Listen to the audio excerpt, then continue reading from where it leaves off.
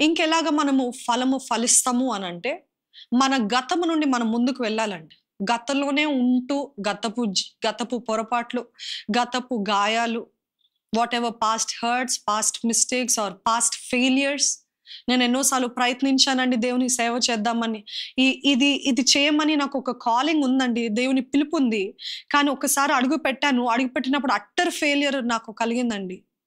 ఓడిపోయానండి. అవమానించబడ్డాను. కాబట్టి అక్కడికి వెళ్ళాలంటేనే నాకు ఫోబియా లాగుంది అన్న పరిస్థితిలో ఉన్నారా? Come out of it. దాని నుండి బయటికి రండి. Move from the past. గతంలో ఫెయిల్యూర్ అయిందేమో, ఫెయిల్యూర్ వచ్చిందేమో, గతంలో విఫలమైందేమో, గతంలో ఎంతో అవమానం కలిగిందేమో, గతంలో ఎంతో ప్రయత్నించారు దేవుని కోసం చేద్దాం, ఎదురు దెబ్బలు తిన్నారేమో, but do not give up. Don't stop. అలాగనే మనము ఫలిస్తామండి. ఏదో ఒక్క రోజు మనకు అవమానం కలిగిందని, ఏదో ఒక రోజు మనము ప్రయత్నించింది విఫలమైందని, ఏదో ఒక రోజు మనం ఎంత చేసినా ఎవరు మెచ్చుకోవట్లేదని, ఇంకా నాకొద్దు నేను గివ్ అప్ చేసేస్తున్నా కాదు. Move from what happen behind. గతంలో ఏం జరిగిందో అంతా కూడా మర్చిపోయి ముందుకు వెళ్తాను ప్రభా. ఈసారి మళ్ళీ ప్రయత్నిస్తా.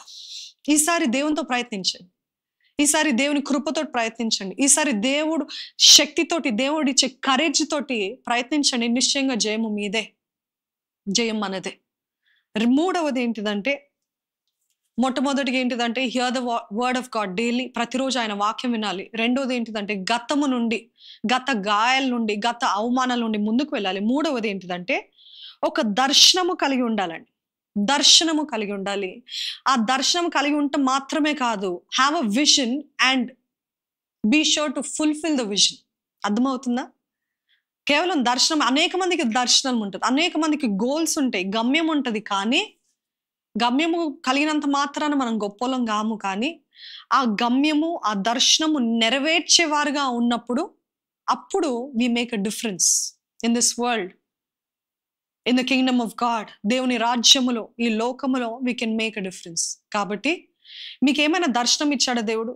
మీ సోషల్ మీడియాని దేవుడు తన మహిమ కొరకు వాడమని మీకు ప్రేరేపణ ఉంది. కానీ నాకు చేత కాదండి, నేను బాగా ఇంట్రోవర్ట్ నండి, నాకు ఇదండి అదండి అని అంటున్నారా? లేకపోతే ఏదో విషయంలో మీకు ఒక బిజినెస్ ఉందేమో, ఈ బిజినెస్ లో నన్ను మహిమపరిచేలాగా నువ్వు చేయి అని అంటే భయం అండి, మా పార్ట్నర్ ఏమంటాడు అని అంటున్నారా? మీ ఎడ్యుకేషన్లో, మీరు చదివే స్థలాల్లో, మీరు ఎక్కడున్నా దేవుడు ఒక విజన్ ఇచ్చాడు. విజన్ లేకుండా ఏ క్రైస్తవుని ఉంచడండి. ప్రతి విశ్వాసికి ఒక విజన్ ఉంటుంది. నేను ఇలాగ దేవుని మహిమపరచాలని.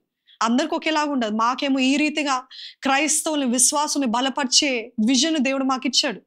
కానీ అదే విజన్ మీకు ఉండకపోవచ్చు. ఎందుకంటే మీరు సెక్యులర్ జాబ్స్ లో ఉన్నారు, సెక్యులర్ ప్లేసెస్ లో ఉన్నారు, సెక్యులర్ పీపుల్ మధ్యలో ఉన్నారు.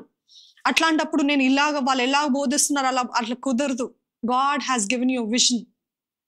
As I'm speaking to you, God is revealing to you again. ఆ విజన్ మరలా దేవుడు మీకు కనపరుస్తున్నాడు. ఇదిగో, this is my confirmation for you. నేను నీకు ఏదైతే దర్శనం ఇచ్చానో, ఇదిగో నా దాసరాల ద్వారా నేను మాట్లాడుతున్నాను, పరిశుద్ధాత్మ దేవుడు మాట్లాడుతున్నాడు. It is a confirmation. It is a confirmation. Fulfil the vision of God. దేవుడు ఇచ్చిన దర్శనము నెరవేర్చండి. అప్పుడు మనము ఈ ఫలము ఫలించే వారు ఉంటామండి. ఫలము ఫలించాలా? ఒట్టి మైండ్లో కాదు, క్రియలో చేద్దాం. ఒట్టి మనసులో పెట్టుకొని తర్వాత చూద్దాములే అని ప్రొక్రాస్టినేషన్, వాయిదా వేయడం కాదు. కానీ నేను చేస్తాను, నేను అనుకున్నది అనుకున్నట్టు చేస్తాను, దేవుని మహిమ పరుస్తానని రోషముతోటి ముందుకు వెళ్ళండి. నాలుగోది ఏంటిదంటే